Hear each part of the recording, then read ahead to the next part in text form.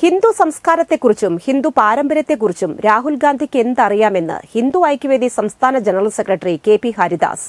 രാഹുൽ ഗാന്ധിയുടെ പാർലമെന്റിലെ ഹിന്ദു വിരുദ്ധ പ്രസ്താവനയ്ക്കെതിരെ ഹിന്ദു ഐക്യവേദി ചാലക്കുടി താലൂക്ക് സമിതിയുടെ നേതൃത്വത്തിൽ ചാലക്കുടിയിൽ നടത്തിയ പ്രകടനവും പൊതുയോഗവും ഉദ്ഘാടനം ചെയ്ത് സംസാരിക്കുകയായിരുന്നു അദ്ദേഹം.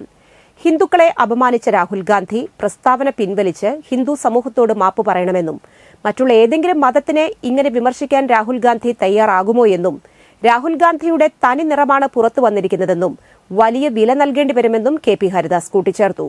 Hindu Aikyavedi general secretary Sajith Kumar, taluk treasurer Dineshan K B., taluk working president V A K. Menon, general secretary Subhash P C., Rashtriya Swayamsevak സംഘം ചാലക്കുടി ഖണ്ഡ് കാര്യവാഹ് സജിൻ ആളൂർ തുടങ്ങിയവർ പ്രകടനത്തിന് നേതൃത്വം നൽകി.